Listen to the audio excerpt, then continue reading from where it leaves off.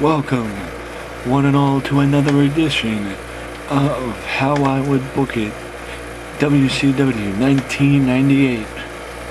As you all know, I said in the previous video that I will be booking from Starrcade 97 all the way up and through WCW Starrcade 1998. That's right, 1 full year of WCW.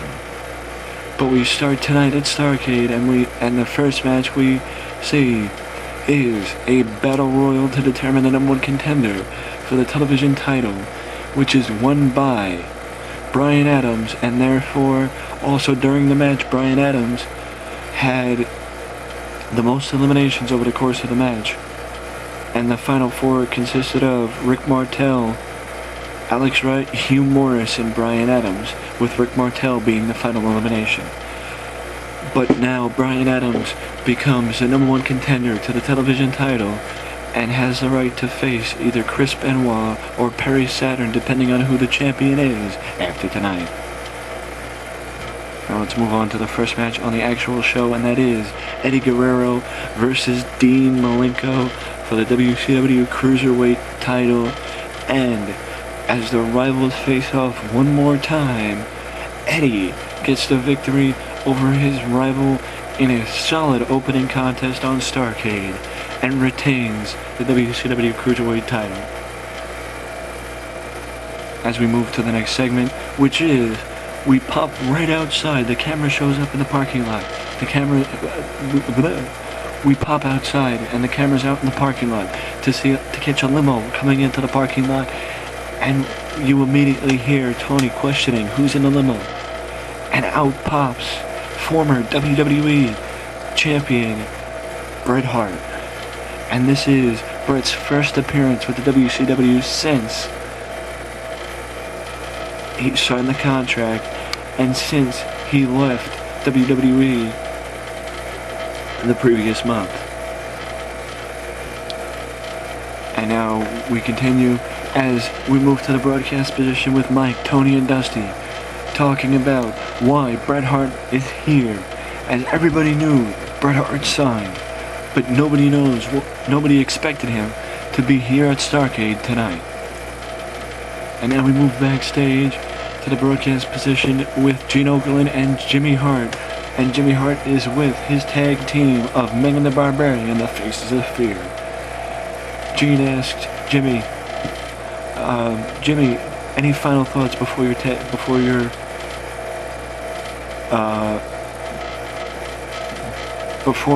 team goes into their match tonight against the tag champions, the Steiner Brothers? And Jimmy says, for the longest time, the Steiners have thought that they were the best, that they were the toughest team in the WCW, but tonight, the Faces of Fear prove beyond a shadow of a doubt, Daddy, that they are the best team, the toughest team in the WCW. And when they win the tag team titles, nobody will be able to pin their shoulders to the mat. 1, 2, 3.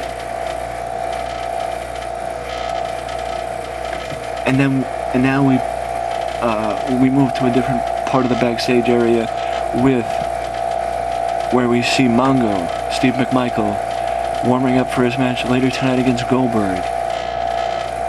And out of nowhere, his wife, Deborah McMichael, walks into the camera and wishes Steve luck tonight against Goldberg. And then she just walks away, leaving Steve McMichael confused and wondering, what was that? And now we move to the next segment, which is the Rivals, a grudge match between Raven and Ray Traylor, aka the Big Boss Man, in a strap match. And they are fighting in a strap match, but Raven gets the victory with help from the Flock as Hammer and Lodi run in near the end of the match to distract Ray, allowing Raven to take advantage and win. And then we move to the next segment as we go backstage with Gene Okerlund and Kurt Hennig, Kurt Hennig has Ravishing Rick Rude by his side. And Gene asks Kurt Hennig about his upcoming match with Diamond Dallas Page.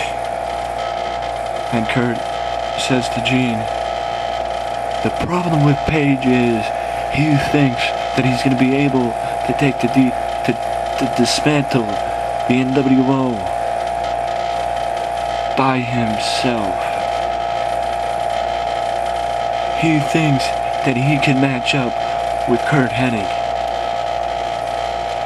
Tonight, he's going to learn a hard lesson that he will be the one looking up at the lights, and I will be the one who proved my point and proved that Page can't do it alone, and Page should have joined us when he had the chance.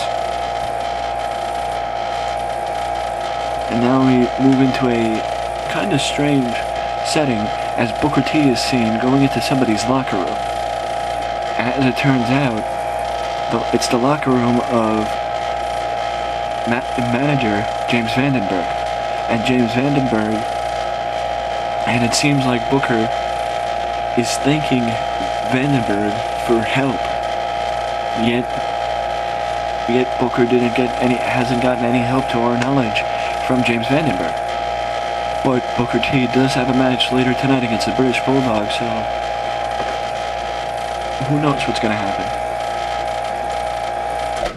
And now we move to the next segment as Goldberg defeats Steve McMichael in decisive fashion as Goldberg's undefeated streak is in its earliest stages and is still developing, and that's why he got the victory over the veteran Steve McMichael. And now we move to the next segment as we move backstage once again with Ted DiBiase and Gene Okerlund.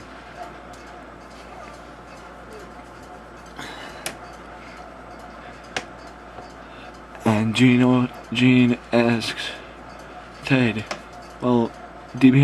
Ted, you heard what Jimmy Hart had to say earlier tonight.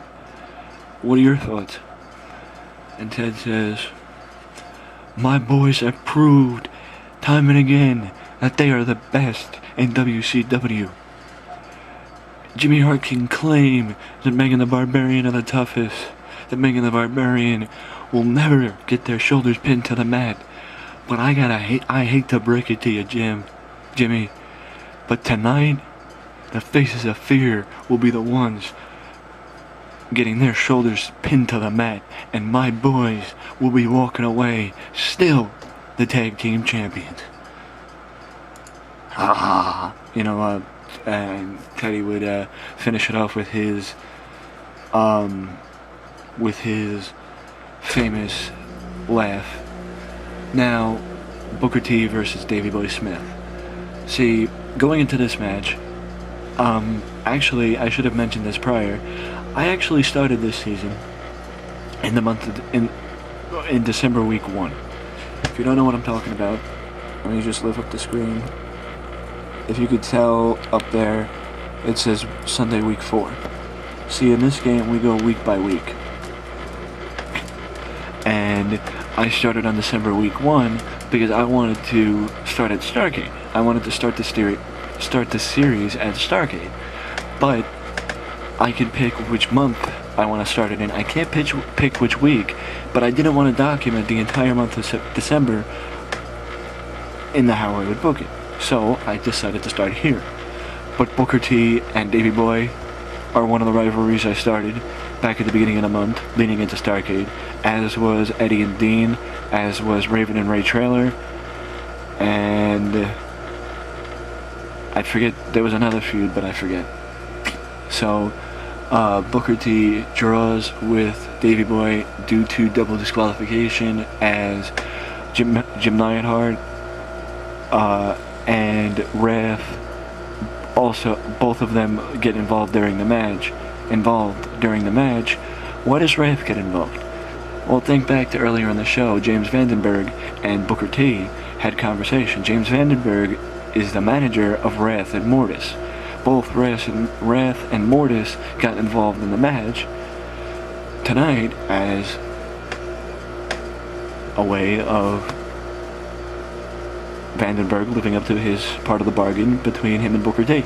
So, we'll see where that goes from here. And by the way, Jim Neidhart is actually Davey Boy Smith's manager, because at this point, Jim Neidhart was sort of out of the ring, but not completely. And now we move backstage as... actually, let me rephrase that. Now we move to the announce position, where we find out where the announcers are being told something happened backstage. Somebody is down. Somebody has been attacked. And we move, and a camera is dispatched backstage to find out Ric Flair has been attacked and is found. Okay, let me put it that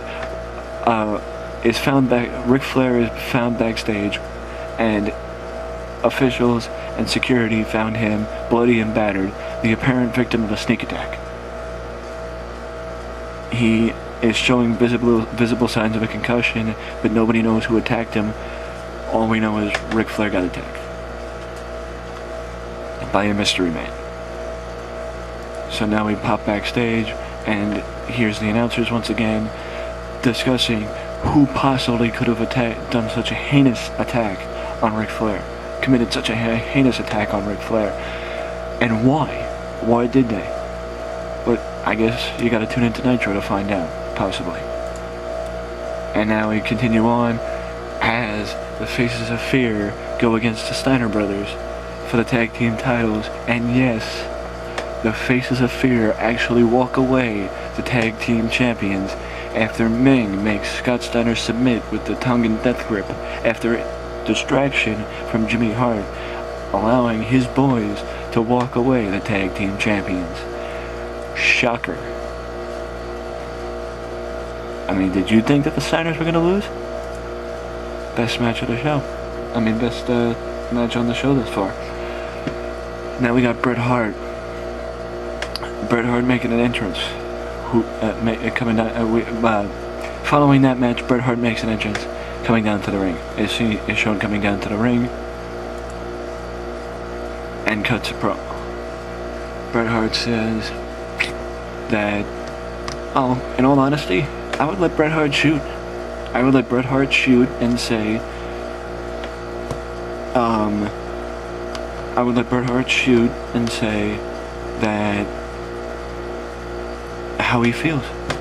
I would beg with him to say, to not mention anybody by name, to prevent us from getting sued, but then I would say, have him finish with his catchphrase of, I'm the best there is, the best there was, and the best there ever will be, and I'm here to prove in WCW that I am still the best in a new company, even in this new company. And that catches the ear of WCW favorite Macho Man Randy Savage. So Randy comes out, and look, in all honesty, how could you script Bret Hart and Randy Savage? I can't, especially Randy. I would basically tell Randy the direction of, go out there and say, you might have been the best in your in the last company, but Hitman, in this place, you ain't the best. You got a long list of people ahead of you who are the best and who are better than you. And, you know, they trade words back and forth on the mic. I mean, in all honesty, I can tell you that if I was booking this, if I was legitimately booking this, I would give both of them creative freedom to go out and do what they want, because I trust them and believe that they can do it. We move to the next segment, which is Chris Benoit and Perry Saturn for the WCW television title. This is also one of my other feuds, like I said earlier, coming into the show. which is basically this feud's been focused on wrestling, as neither one of these two are very good talkers, so I focused on the in-ring action rather than the out-of-the-ring action, and I would say this has been a best-of-5 series coming in, and Benoit gets the deuce in match number 5 of the series, and Benoit becomes the new WCW World Television Champion, and the man who will face Bryan Adams tomorrow night on Nitro. As we move to the next segment, we zoom in back, we go, a camera, I apologize, I'm nervous, I'm uncomfortable, I'm still getting used to, even after the previous series, I'm still getting used to talking on camera, because I'm doing this off the cuff. I'm improvising all of this, I don't have anything written down, so I apologize, that's why it's not coming out as easy as it should. A camera is sent backstage, or a camera is backstage, coming down, and we come in on the Outsiders locker room, and we hear talking. Well, we can't make out the words, but we hear both Kevin and Scott in their locker room having a private meeting, which is developing speculation, because let me fill in the blanks here before I move to this. As we go back to the booth and the announcers discuss the history between Curt Hennig and Diamond Dallas Page, as they have been feuding on and off since Curt debuted in WCW, debuted in WCW back at Bash at the Beach in June, and turned on DDP to later join the NWO at Fall Brawl in September by turning on the Horsemen in War Games. But in the previous 3 weeks coming into the pay-per-view, or the previous 4 weeks coming into the pay-per-view, there has been extreme tension building between Kevin Nash and Hulk Hogan coming into the pay-per-view. And of course, Scott Hall is with his brother, Kevin Nash, on his side, but things are the tension will reach a boiling point later tonight as Hogan defends his WCW World Heavyweight title against Sting, as the year-long feud between those two comes to a head. And like I said, the history package between Curt Hennig and DDP is highlighted. Look, another thing I want to touch on, yes, I know I'm booking this more like I would the WWE pay-per-view, but just give me a break. Give me a break. Let me ease into it and let me get the hang of booking WCW, because I just did spend 4 months booking WWE. So give me a chance to get back in the swing and see what works for WCW. I mean, what doesn't work for WCW that might have worked in WWE. So just give me a chance, okay? And obviously, what's next is the match, and DDP, after a very good match that featured great action and a good crowd, DDP walks out, the new WCW United States Champion, defeating Curt Hennig, who I believe held the title since, I'm drawing a blank, but it was the pay-per-view before Fall Brawl. No, I don't think it was Road Wild, but I forget, but he won it before he started his feud with Flair. So, yeah, he held the title for a while, maybe Great American Bash. That could have been when he won the title. But DDP is the new champion, and they both competed in a solid match. Now we move in to the announcers talking about Hulk Hogan, and of course, Hulk Hogan versus Sting, and of course, all of them are rooting for Sting, because it's WCW versus the NWO. And now we move to the history package of the year-long feud between Sting and Hulk Hogan, and Sting and the NWO. And we go back to last September 1996, when Sting made the switch, because people thought Sting joined the NWO and nobody would believe him that he didn't. So Sting became a free agent. And then as 1997 went on, he made his intentions clear. He was for WCW, and he wanted the WCW World Heavyweight title and Hulk Hogan. So, here, this match is the reason why I started at Starrcade. Because on this night, in my opinion, the biggest injustice, the biggest problem, the end of WCW began tonight when the match ended the way it did. With the bogus fast count and Bret Hart starting it over and Sting and then the vacate and the title getting vacant and then the rematch and all that stuff. Fact is, Sting beat Hogan clean. Well, not clean. Kevin Nash distracted him. Kevin Nash walked out during the match and distracted Hogan, allowing Sting to pick up the win.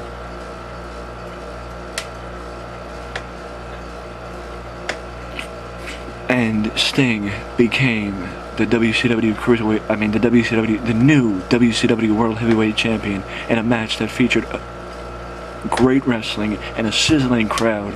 The year-long feud blew off the only way it should have, with Sting winning the title semi-clean. And then we move to this. Hulk Hogan. See, Kevin Nash walked away after he distracted Hogan, allowing Sting to pick up the win and get Hogan to submit. Well, yeah. He distracted him long enough for Sting to hit the Scorpion Death Drop and then hit Hogan with the Scorpion Death Lock, and Hogan tapped. And as Hogan was in the submission, Nash made his way back up to the up the stage, stopped at the top of the stage. Hogan rolls outside the ring, stares at Hogan.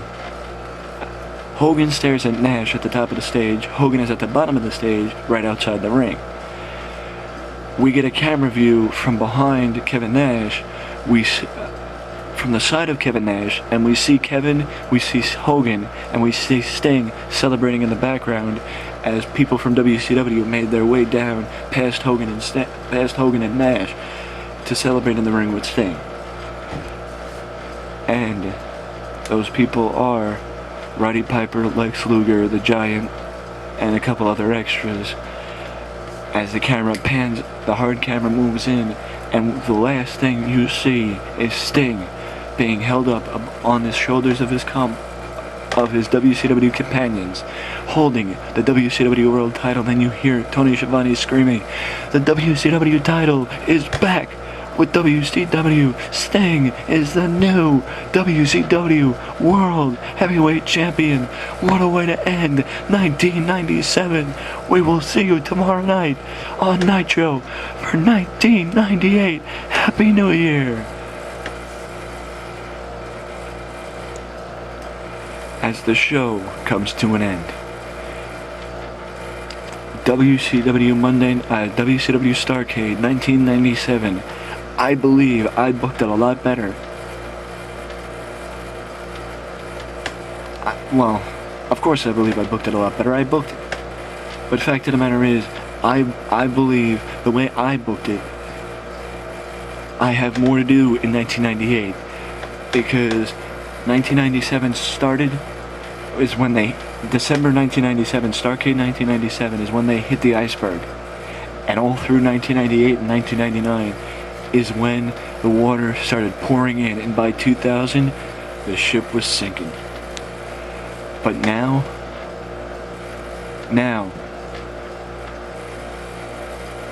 I'm taking my brain power and I'm gonna try my damnedest to protect the war and keep the war going and get WCW back to where they're maybe not better than WWE, but at least even with WWE. Because I don't care about being better. I care about being even and putting competitive shows on the air. That's all that matters. So I hope you join me as we travel back to 1998, as we travel through 1998 again, as I attempt to save the war from becoming one-sided and stop the water from making the stop the water from overflowing the ship and making it sink.